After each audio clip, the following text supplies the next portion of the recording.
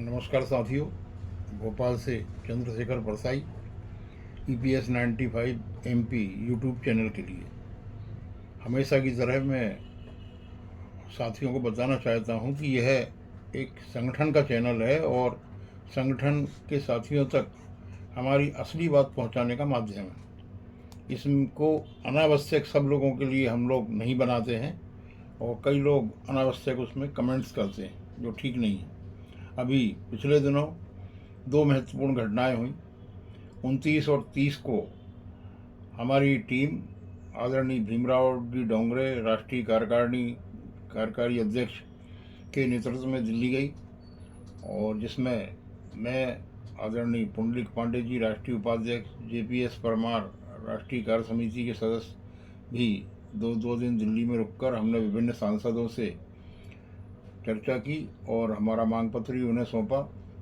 EPF commissioner Shri Amitabh प्रकाश, जो भोपाल में पहले थे और अब नई दिल्ली चले गए हैं, ईस्ट किदवई नगर में बैठते हैं और देश भर के ऑडिट की उनके ऊपर जिम्मेदारी है, उनसे भी चर्चा की हमने।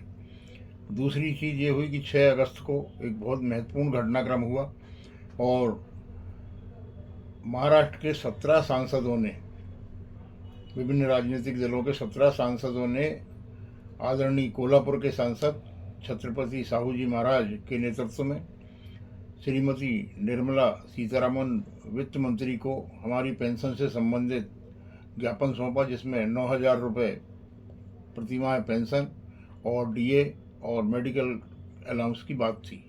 तो ये महत्वपूर्ण घटनाएं हुई। दूसरा, भोपाल में मार्च तक 5,500 साथियों के डिमांड लेटर जारी हो गए थे, उनकी पेंशन बन रही है और कई साथियों के एरियर भी आ रहे हैं। मैं बता दूं, कल अंतव्यवसायी निगम के साथी हमारे कार्यालय में आए थे, जिसमें विजय राम कोरी की पेंशन 14,762 बनी है, 12,60,000 रुपये उनको एरियर मिला। सुरेश चंद्र मालवीय की पेंशन 14,147 बनी है, 10,63,000 उन्हें एरियर मिला। सखाराम बकोरिया जी की पेंशन 16,805 बनी और 8,30,945 रुपये उनका एरियर बना। इसी तरह नारायण प्रसाद अवस्थी की पेंशन 14,600 बनी और 9,15,000 का उनको एरियर बना।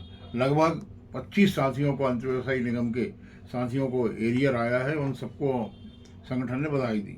अब एक महत्वपूर्ण जानकारी जो सरकार को सोचना चाहिए, और ये जानकारी हमारे मार्गदर्शक और देश भर के EPF के पेंशनरों के लिए दिन रात निस्वार्थ मेहनत करने वाले आदरणीय प्रवीण कोहली जी ने भेजी है।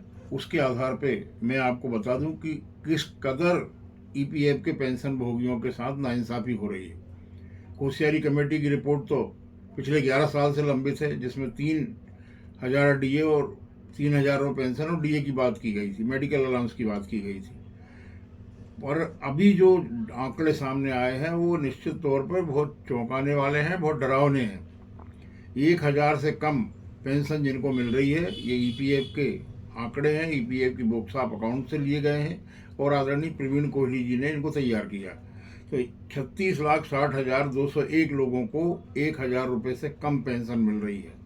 ये EPF का अधिकृत डाटा है। और ये टोटल जो पेंशन भोगी हैं, लगभग 79 लाख, 79 लाख, उनका 46% के करीब ही बनता है।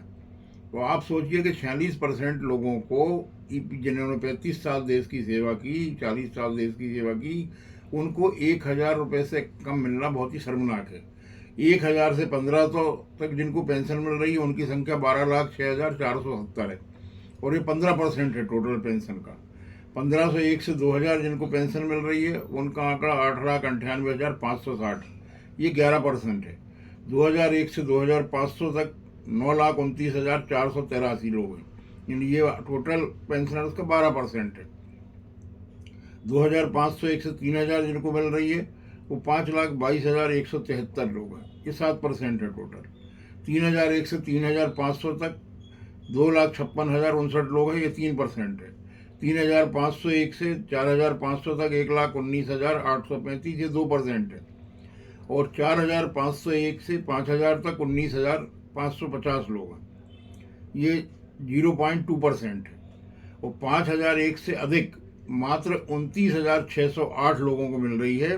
ये टोटल पेंशन भोगियों का 0.4% आता है। और दूसरी ओर ईपीएफ के पास जो पैसा हम लोगों का जमा है, ये जानकारी भी आदरणीय कोहली साहब ने हमें प्रेषित की है, उनका बहुत बहुत साधुवाद है। 2018-19 में अकेला इंटरेस्ट आया 32,982 करोड़ रुपए, ये करोड़ में आंकड़े हैं। और पेंशन सिर्फ बांटी गई 18,443 करोड़ रुपए।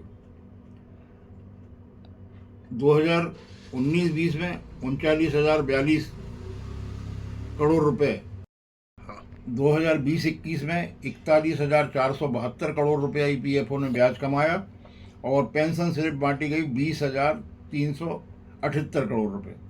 इसी तरह 21-22 में 50,613.95 करोड़ रुपए ईपीएफ ने ब्याज के रूप में कमाया और 20,922 रुपये पेंशन बांटी गई। इसी तरह 22-23 में 52,171 करोड़ रुपए खाली इंटरेस्ट में कमाया और पेंशन मात्र बांटी 21,796 करोड़ रुपए। इसी तरह पिछले साल 2023-24 में 58,668 करोड़ रुपए ईपीएफ को ब्याज के मद में मिले और 23,038 रुपये खाली पेंशन बांटी गई। तो ईपीएफ जो पेंशन बांट रहा है वो पेंशन भोगियों के द्वारा जो राशि जमा की गई है, अंशदाताओं द्वारा जो जमा की जाती है, उसके द्वारा अर्जित ब्याज का एक थोड़ा सा परसेंटेज में आधी पेंशन भी नहीं बढ़ पाती जितना ब्याज ये कमा रहे हैं। तो ये नहीं कह सकते कि पैसा नहीं है इनके पास, परंतु तरह तरह की बहानेबाजी हो रही है। लोकसभा में भी हमेशा सांसद प्रश्न उठाते हैं और ईपीएफ के पास एक रटा रटाया जवाब होता है कि स्व वित्त पोषित योजना है, इसमें बढ़ोतरी नहीं की जा सकती।